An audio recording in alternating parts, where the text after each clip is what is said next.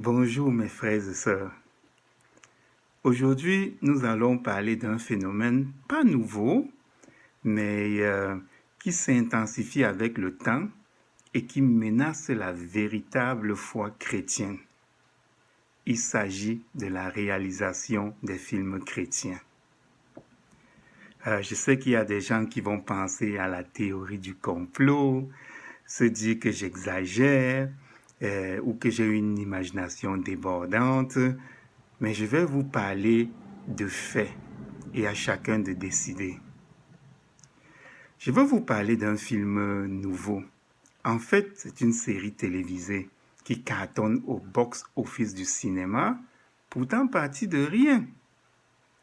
Partie d'une idée simple et peut-être au départ une idée bien innocente. Le film s'intitule The Chosen en anglais, ce qui se traduit, lorsqu'on le traduit en français, veut dire l'élu. C'est un film qui s'articule autour de la vie de Jésus-Christ, de sa mission sur la terre, sa mort et sa résurrection. Au départ, le réalisateur avait fait un petit film sur la naissance de Jésus, un court-métrage, un film intitulé Le Berger. C'est un film qui devait être projeté dans les églises seulement lors des réveillons de Noël. Un groupe d'investisseurs ayant vu ce petit film, ils ont flairé une grosse affaire et cela est devenu un gros projet, une série télévisée de 7 saisons. À nos jours, on estime qu'au moins 1 milliard de personnes la regardent. Bon, je devrais être fier, car c'est un beau moyen de véhiculer l'évangile. Mais j'ai des craintes. Pourquoi? Je vais commencer par l'influence qu'a l'industrie cinématographique sur la société. L'arrivée du cinéma dans nos foyers a complètement changé la face du monde.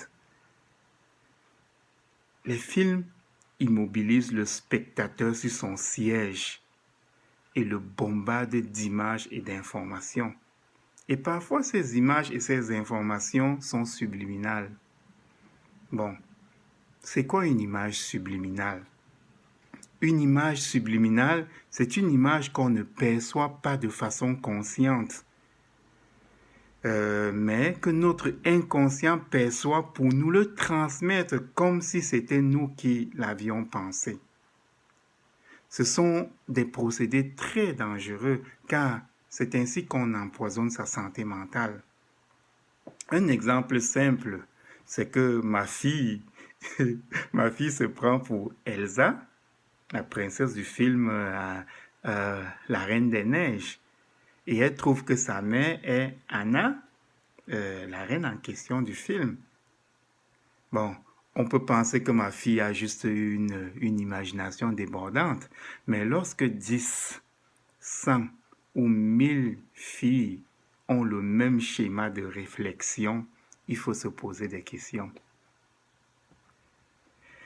Le cinéma construit des modèles positifs pour nourrir l'imagination des uns, mais produit aussi des modèles négatifs pour détruire la vie des autres.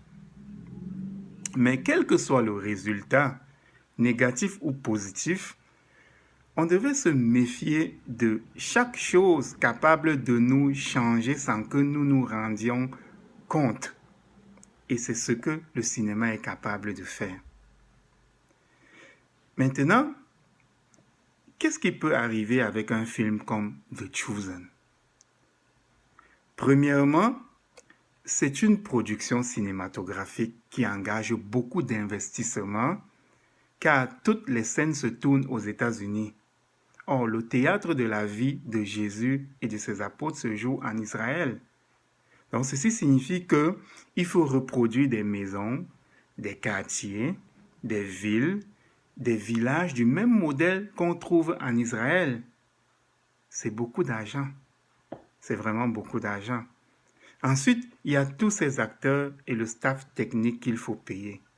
Mais d'où vient cet argent? Cet argent doit venir du consommateur. Et comment faire pour le convaincre à donner son argent? En faisant un produit qui le séduise, un produit qui le captive. Nous vivons dans un monde de consommation et les gens payent ce qui les séduise. Vous savez tous que là où il y a le séducteur, il y a Satan. Vous savez qu'en fait, Satan c'est le séducteur, non? 1 milliard de téléspectateurs sur Netflix, YouTube et les chaînes de télévision dans le monde, ça fait 1 milliard de redevances audiovisuelles, un bénéfice immense qui ne sera même pas redistribué aux pauvres. Pourtant, le scénario du film n'appartient pas au producteur. Quel est donc, avec cette production, le danger pour un chrétien qui veut être sérieux dans sa foi? Regardons d'abord comment est réalisé le film. Les scénaristes s'arrangent à garder le thème principal, l'évangile. C'est ça qui connecte le public au reste de la réalisation. Après, ils s'arrangent à garder le côté bonne personne de Jésus-Christ.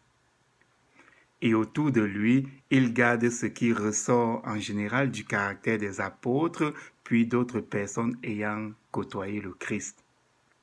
Ensuite, ils créent des dialogues. C'est dans les dialogues reconstitués et inventés selon ce qu'ils croient être la vérité que tout se joue. C'est dans les dialogues et l'attitude des acteurs que les scénaristes mettent la séduction. Le premier risque en regardant les épisodes de cette série, c'est qu'on se fasse une idée d'un Jésus et des apôtres qui ne ressemblent en rien à ce que la Bible enseigne. Puis, parce que généralement les personnes qui aiment les films sont assez paresseuses à la lecture, la plupart de ces téléspectateurs n'iront pas valider que ce qu'ils voient cadre avec la vérité biblique. Voilà donc des gens qui, croyant se nourrir de la foi chrétienne, s'empoisonnent à des doctrines d'hommes. Le second risque, en regardant les épisodes de cette série, c'est qu'on perde l'habitude de méditer. La parole de Dieu est faite pour être méditée. Amen. Car chaque verset ouvre un horizon nouveau et peut être une pépite qui nous mène vers une mine d'or. Le troisième risque, en regardant les épisodes de cette série, c'est de perdre complètement le sens allégorique et prophétique de certains épisodes de la Bible, ce qui serait catastrophique pour la foi chrétienne. Le quatrième risque en regardant les épisodes de cette série, c'est de se laisser séduire par un des héros du film, commencer à agir comme lui en pensant bien faire, car c'est une personne qui dans la Bible a été agréée par Dieu. Le cinquième risque en regardant les épisodes de cette série est de se faire bombarder d'images et d'informations subliminales qui nous transforment tranquillement en quelqu'un qui transgresse les enseignements de Dieu. Tout ceci pour vous demander, mes frères et sœurs, de faire attention à comment vous approchez et respectez les commandements de Jésus-Christ. N'oubliez jamais ces paroles de l'apôtre Paul dans sa lettre aux Éphésiens au chapitre 6, le verset 12. Il dit ceci: « Car nous n'avons pas à lutter contre la chair et le sang, mais contre les dominations, contre les autorités, contre les princes de ce monde de ténèbres, contre les esprits méchants dans les lieux célestes. » Alors mes frères, faites attention à ce que vous regardez. Soyez bénis, frères et sœurs, que le Seigneur vous garde.